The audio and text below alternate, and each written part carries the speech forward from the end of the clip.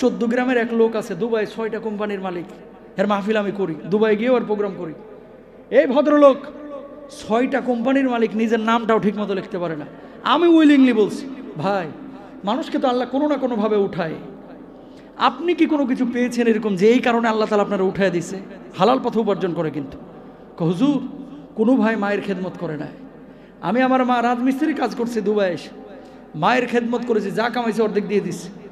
বুড়িমাকে যখন আমি শিল্পপতি হইলাম দুবাই নিয়ে ওখান থেকে উমরায় নিয়ে গেছি, কাবার গিলাপ ধরে আমার মা খালি একটা কথাই বলতেছিল, আল্লাহ আমার তো হায়াত শেষ, আমার এই বাজানডারে তুমি কখনো ঠেকায়ও না, আল্লাহ তুমি ওরে কবুল করো, আল্লাহ কোনো জায়গায় ওরে ধরা দিও না, আল্লাহ কোনো জায়গায় ও যেন ক্ষতিগ্রস্ত না হয়। হুজুর আমার মায়ের এই সমস্ত দোয়া এবং চোখের বদলতে, পানির বদলতে আল্লাহ তাআলা আমাকে এই পর্যন্ত নিয়ে এসেছে। আমি মনে করেছি যে কথাটা লজিক আছে, কারণ বাপ মার দোয়া কবুল হয় এটা তো হাদিসেই আছে, ঠিক না? বাপ মার পেছনে খরচ না করে অসংখ্য মানুষ ফকির মিসকিন হয়েছে।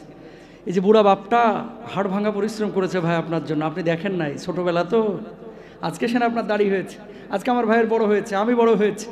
আমাদের বাপেরা এত কষ্ট করেছে, এগুলো এখনকার ছেলেরা বুঝে না, এখানকার মেয়েরা বুঝে না। সুন্দরী বউ পায়া বাপ মারা অনেকে ভুলে যায়, অথচ নামাজ পড়া যেমন ফরজ, এই বুড়া বাপটার খেদমত করা তেমনই ফরজ।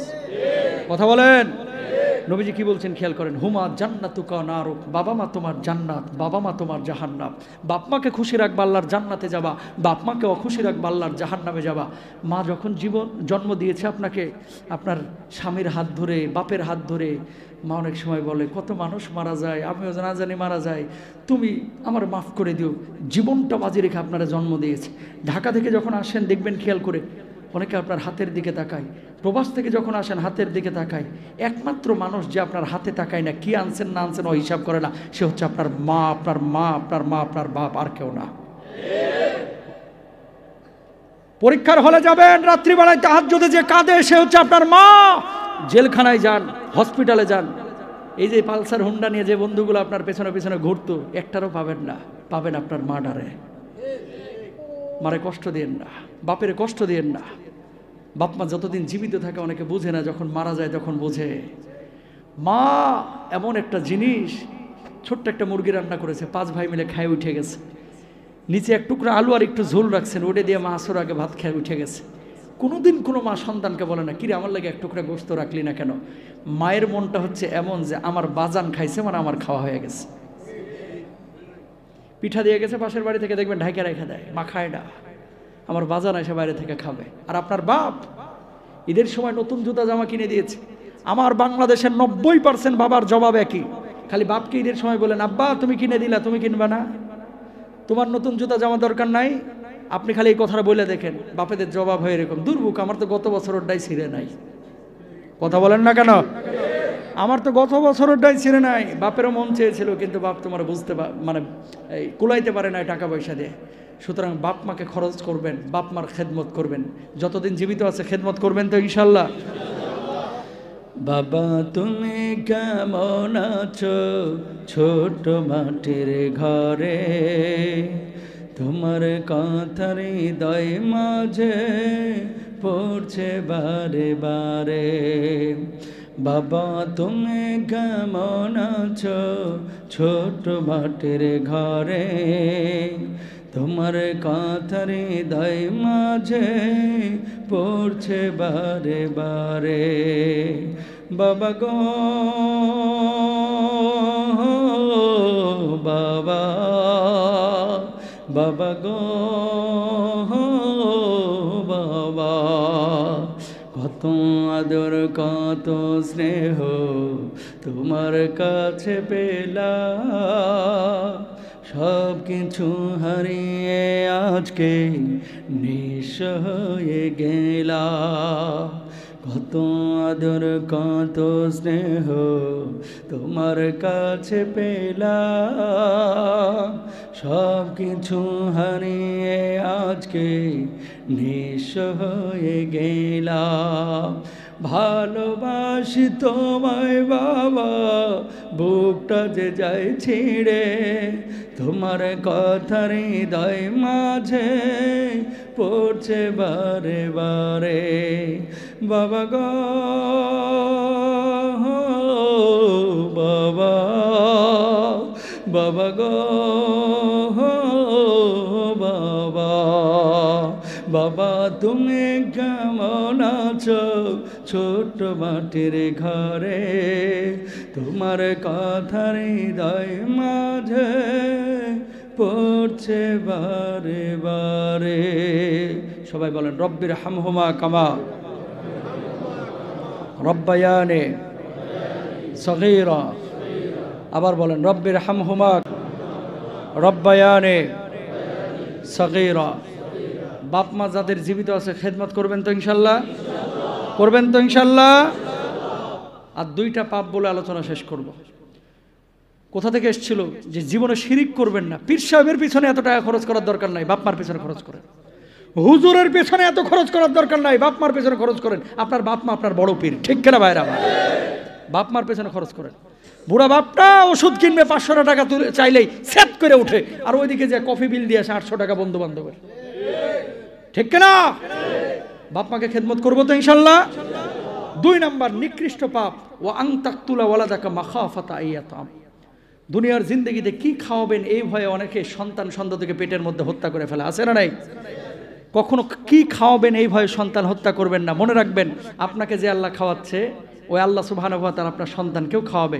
পেটের মধ্যে কখনো বাচ্চা কাচ্চা হত্যা করবেন, ওই যে কেসি দিয়ে কেটে অ্যাবর্শন করে ফেলে, এগুলো করবেন না ইনশাল্লাহ। 3 নাম্বার ওয়া আং তুজানি বিহালিলাতি জারিক। খেয়াল করেন, 1450 বছর আগে নবীজি হাদিস বলেছে, হাদিস এখন মিলে যাচ্ছে। কি হালুয়া ঘাট, কি মোমেন সিং। আমার উম্মতের মধ্যে এক শ্রেণীর উম্মত আছে, লা ইয়াকুনান্না মিন উম্মতি আকওয়ামুন ইস্তাহিল্লুনাল হিরা ওয়াল হারিরা ওয়াল খামরা ওয়াল মাআজিফ। যারা প্রেম প্রীতিকে হালাল মনে করবে, জেনা ব্যভিচারকে হালাল মনে করবে, যারা পরক্রিয়ায় আসক্ত হয়ে পড়বে। এই মোবাইলটার কারণে কিন্তু মানুষ আজকে পরক্রিয়ায় বেশি আসক্ত। কথা বলেন ঠিক কিনা?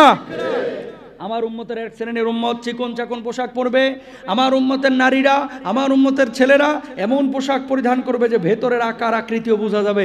আজকে কিন্তু দেখেন আমার মা বোনেরা এমন পোশাক পরে আকার আকৃতি বোঝা যায়। যুবকরা আজকে আপনারা যারা এসেছেন ঠান্ডার কারণে মোটা পোশাক পরেছেন, কিন্তু অনেক সময় কিন্তু আপনার ভেতরের আকার আকৃতিও বোঝা যায়, আপনি এমন চিকন চাকন পোশাক পরিধান করেন, ঠিক কিনা ভাইরা? আবার আর এখন কি বলবো ভাই, মাইন্ড করেন না, মুরব্বীরা শাসন করবেন আপনারা। কিছু যুবক বাইর হয়েছে এমন এমন ছেঁড়া ছেঁড়া প্যান্ট পরতেছে, কুত্তায় যেন কামড়ায় কামড়ায় থুইছে, এটাই নাকি ফ্যাশন। কথা বলেন ঠিক কিনা? আছে না নাই? বিলায় সাইটা সাইটা যেন রং তুলে ফেলাইছে, রং চটা, এটাই নাকি ফ্যাশন। তোর হাসর হবে মেসি রোনাল্ডোর সাথে, আল্লাহর নবীর সাথে না। যারা এই সমস্ত কাজগুলো করে, মান তাশাব্বাহা বিকওমিন ফাহুয়া মিনহুম, যে যে জাতির সাদৃশ্য অবলম্বন করলো তার হাসর হবে সেই জাতির সাথে। আমাদের হাসর হোক আমার নবীর সাথে, ঠিক কিনা? তাহলে নবী যেমনে চুল কাটছে এমনি চুল কাটতে হবে, নবীজি যেমনে দাঁড়িয়ে রাখছে এমনি দাঁড়িয়ে রাখতে হবে, নবীজি যে পোশাক পরেছে এই পোশাক পরতে হবে। কে কি বললো দেখার টাইম নাই। কোনো অফিস যদি বলে দাঁড়িয়ে রাখার কারণে তোর চাকরি হবে না, ওই চাকরির আমি লাথি মেরে ফেলে দিই, ঠিক কিনা ভাইরা? কারণ আমার এই অফিসারকে খুশি করতে গিয়ে আমি আমার নবীকে অখুশি করতে পারবো? অনেক অফিস আছে। আর কি বলবো, দুবাইয়ের কথাই প্রতিদিন একটা মেশিন আছে, এটা গালে দিয়ে চেক করে যে এর গালে দাড়ির কোনো খোঁচা টোচা আটকাইতেছে কিনা। মানে এমন ক্লিন করতে হবে, না হলে জরিমানা। মার খাবে না? অবশ্যই মার খাবে। মুসলমানরা কেন মার খাচ্ছে আজ? 5 কারণ বলে দিয়েছে। ইদাস্তাহাল্লাত উম্মতি খামসান ফালাইহিমুদ দিমার। আমার নবীজি বলছেন ইদা যহরাত তালাউন, অভিশাপের মাত্রা বাড়ায় দিবে। আজকে দেখেন অভিশাপ, সামান্য ভুল নিয়ে একে অপরকে অভিশাপ দেই। বাপের সম্পত্তি নিয়ে ভাইয়ের সাথে ভাইয়ের বোঝাপড়ায় ভুল, বড় ভাই মারা গেছে, ছোট ভাই অনেকে জানাজাতেও যায় না। আছে না নাই? এই পৃথিবীতে সুখী ওই মানুষটা যে মানুষটা মানুষকে ক্ষমা করতে পারে। ক্ষমা করে দেন, ভিতরে কোনো প্রতিশোধের আগুন রাখেন না, আপনি সুখী মানুষ, ঠিক কিনা ভাইরা? আবার 2 নাম্বার ও শারিবুল খমর, মদ পানের প্রবণতা বেড়ে যাবে। খবরদার নেশা জাতীয় কোনো জিনিস গ্রহণ করবেন না, ইনশাল্লাহ বলেন। 3 নাম্বার ওয়ালা বিসুল হারির, রেশমি পোশাক, চিকন চাকন পোশাক, বেপর্দাহীনতা বেড়ে যাবে, তখন আল্লাহর আযাব আসবে। 4 নাম্বার ওয়াত্তাখাদুল কিয়ান, গায়ক গায়িকা, নায়ক নায়িকা, নর্তকী, অশ্লীলতা যারা ছড়ায় এদেরকে মানুষ আদর্শের মানদণ্ড মনে করবে। আজকে ওই নায়ক নায়িকারা কি পরে না পরে এগুলো অনেক যুবক ফলো করে না, যুবক ফলো করবে মুহাম্মদুর রাসূলুল্লাহ সাল্লাল্লাহু আলাইহি ওয়াসাল্লাম। গায়ক গায়িকা আমাদের আইডল হতে পারে না। আইডল যদি হতো 12 মাসে 13টা সংসার ভাঙতো না। কথা বলেন না কেন? আমাদের আইডল হচ্ছে নবীজি সাল্লাল্লাহু আলাইহি ওয়াসাল্লাম। আমাদের আইডল হচ্ছে কোরআনের আদর্শ, আমাদের আইডল হচ্ছে কোরআন, আমাদের আইডল হচ্ছে আল্লাহ সুবহানাহু ওয়া তাআলার বিধান। যদি এগুলো থাকে পরিবারে শান্তি, কোরআন যদি সংসদে থাকে দেশের মধ্যে শান্তি, কোরআন যদি ময়মনসিংহে থাকে ময়মনসিংহে শান্তি। কোরআন যেখানে নাই শান্তি সেখানে নাই, কোরআন যেখানে আছে শান্তি সেখানে আছে, ঠিক কিনা? সামারকান্দ, বুখারা, উজবেকিস্তানের একটা এলাকা, ইমাম বুখারী রাহিমাহুল্লাহর কবর জিয়ারত করে আমি আইসি সামারকান্দে একটা মসজিদে, জোহরের নামাজ পড়বো এই বলে আলোচনা শেষ। জোহরের নামাজে ঢুকছি, পেছনে আপনারা যেমন জুতা রাখছেন এই যে মসজিদের, সব মুসল্লিরা দেখি পেছনে জুতা, মোবাইল, মানিব্যাগ রেখে সামনে নামাজ আদায় করতেছে। আমার চিন্তা হলো যে কিরে, এই পেছনে জুতা, মোবাইল ফোন, মানিব্যাগ রেখে নামাজ আদায় করতেছে, কারণটা কি? ওই পকেট ফুলে থাকে, রিংটোন বাজলে খুশু খুশু নষ্ট হবে, তাই সাইলেন্ট করে পেছনে সব রেখে সামনে নামাজ পড়তেছে। নামাজের পরে যার যার মোবাইল শেষে নিয়ে চলে গেল, মানিব্যাগ যার যারটা নিয়ে চলে গেল, পেছনে রেখে সামনে নামাজ। আমার মাথায় খেলছে যে আল্লাহ বাঁচাইছে, মসজিদটা ঢাকার গুলিস্তানের কোনো মসজিদ না। কথা বলেন না কেন? ঢাকার গুলিস্তানের মসজিদ হলে মোবাইল তো দূরের কথা, ওর মানিব্যাগ তো দূর, ওর হ্যান্ডেলও নিরাপদে থাকতো না। রংপুরে মাহফিলে যে এক বাথরুমে গেছি মসজিদে, যাওয়ার পরে দেখি একটা বদনা বাথরুমে, গলা ভাঙ্গা। এই ভাঙ্গা গলার বদনার ওপরে শিকল পেঁচা, এক কিনারা শিকলের বদনার গলায়, আর এক কিনারা হচ্ছে ট্যাপের গলায়। 25 টাকার ভাঙ্গা বদনা আটকানোর লাগে এই দেশে 200 টাকার শিকল ব্যবহার করা লাগে। কথা বলেন ঠিক কিনা? ও আপনাকে মসজিদে তো একটা জুতা চুরি টুরি হয় না নাকি?